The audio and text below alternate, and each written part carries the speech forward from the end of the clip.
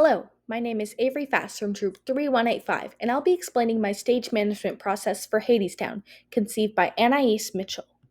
Although there is an extensive list of my responsibilities on the required materials file, I would like to highlight a couple that were crucial to Hadestown. First, I was in charge of assigning crew chiefs and assembling our team of techies for the show. I reached out to the people who were reliable and had done musicals before, so we had a very capable team for the show. Unfortunately, someone had to drop out, but we had enough time to shift around roles and everyone was paired in time for opening night. Another task I'd like to highlight was keeping actors on schedule on performance dates. It was my job to make sure actors' mics were done before the house opened and that they had done vocal warm ups and were at places so the show could start. But by far, my most important job was training my assistant stage manager. I've been the stage manager for our high school's musicals for 3 years, and it wasn't until this year that we had an interested and dedicated enough person to train to take over my job now that I'm a senior. My assistant would accompany me every day during rehearsal. I would explain everything I could, and the rest she would slowly learn by watching me do my job.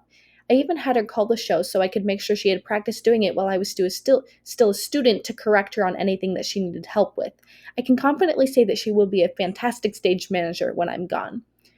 The director's concept had a huge influence on my work. Hadestown was one of my director's favorite musicals, and as soon as the rights to the teen edition were released, she started dreaming big. She wanted to do it justice, so our show was incredibly ambitious in many ways.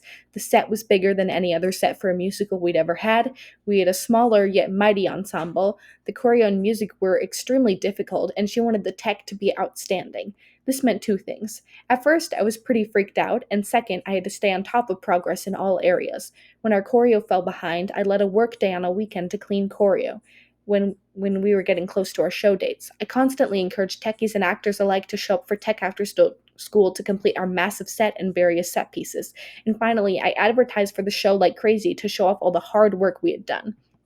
The most challenging aspect of unifying my director's concept was the fact that I had three directors: a musical director, acting director, and technical director. I worked closely with all three, but it was difficult to manage their opposing ideas to combine into one show. Their ideas didn't always slot together as nicely as we'd hoped, and sometimes communication about small details fell short. Quite a large chunk of my time was spent communicating what one director needed to another. The most important thing I've learned from stage management is to leave a paper trail. It might sound silly, but without all of the documents I have and notes I keep, I would be a terrible stage manager. There are plenty of times where I've forgotten something because I didn't write it down what a person told me, but I still continue to get better with every show.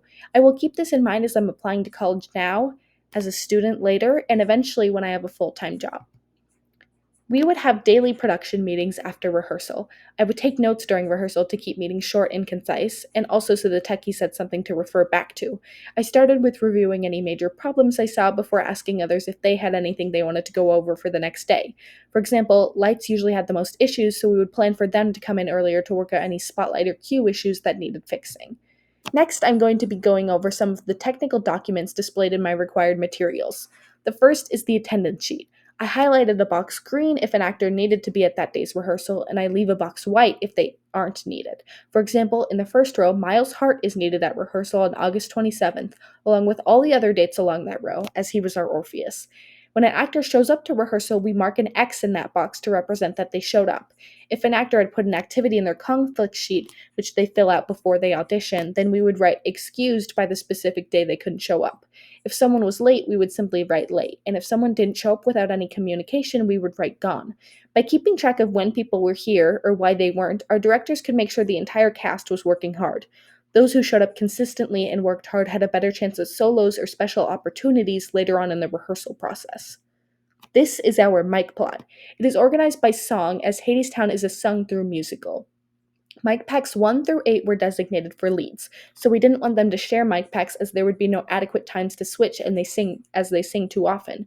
Mic packs 9 through 14 were for our ensemble. We had quite a small ensemble with only 17 members, so we wanted our ensemble to be mic'd whenever they could to maximize the volume of singing. The chosen workers were organized by voice part, and a couple people had to switch mic packs to accommodate solos. For example, mic packs 10 and in mic packs 10 and 13, there's a new person with the mic pack between songs 6 and 8. I was also in charge of creating and delegating strike assignments. We strike right after our last show, which this year was a Saturday matinee. This means that all actors and tech members are available to help. We have 6 departments for striking, being set, props, costumes, hair makeup, light sound, and black box cleanup. While only 3 are shown on the screen, you can see the extensive list in the required materials file, and each one had a detailed list of tasks to be completed, including a person assigned to each task so everything would get done. During the strike, it was my job to keep people on task, answer questions, and assist directors if they had any discretionary tasks to be completed. I also made sure no one left prematurely, so no student was staying longer than another. You can see highlighted in yellow that each group had another department to go to if they got done with their jobs early. That way, no one left until everything was done. Next is our props chart. Not only is our props chart color coded with a key in the bottom left corner, but it's also organized with added information, such as the number of that prop, the character that had that prop, the song the prop was used in, and any additional notes or questions we had. This version of the props chart was a working document a couple weeks into the show process, but by Tech Week, every row was green and ready for the show. Next, we have our shift plot. Our shift plot is organized by song instead of scene because Hadestown didn't have any blackouts long enough to implement a run crew moving set pieces. In each song's section, there are 4 boxes, 2 blue boxes to represent what is being moved on and off stage left, and 2 red boxes to do the same on stage right. Then each item being moved has the corresponding person moving it next to the prop. Because we didn't have a run crew, we utilized our actors to move our set pieces on and off stage. Our last official document are some examples from my blocking script. For every 2 pages of the Hadestown score, I would have a blank template of the sheet you see on the right to record blocking. The page on the left is a key of my blocking notation where you can see labels for set pieces, main characters, groupings of the ensemble, and individual ensemble members. Then on the right is an example of my blocking notation from the opener of Hadestown, Road to Hell. I used arrows to represent movement of characters, or a faint circle if a character was confined to a specific area but able to move freely within that space. Any song which had choreo, which was about half of them, I was not able to block as they moved positions too quickly for me to record everything accurately in a book. Instead, I would record those songs on video so the actors could still have something to check back or a way to catch up on what they missed. Finally, we had the Hadestown Cup. This was not a procedural document, but it was important to our production of Hadestown nonetheless. We had a competition to encourage actors to stay engaged, work hard, and even do some tech in the rehearsal process. We split into 5 teams based on the lead characters of Hadestown, and they competed to earn points. The bottom document is ways you could earn or lose points. You could earn points for doing tech hours or lose points for being late to rehearsal. It was my job to keep track of points. Me and the directors worked together to determine what merited points during rehearsal, and I would add them to the spreadsheet. Also, I was the one actors would communicate with to report hours of tech. Actors could either communicate with me by text or fill out a form I created for point submission.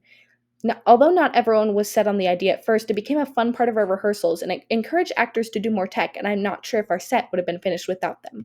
Thank you so much for your consideration. Hadestown was a fantastic show, and I'm glad I was able to share the process with you.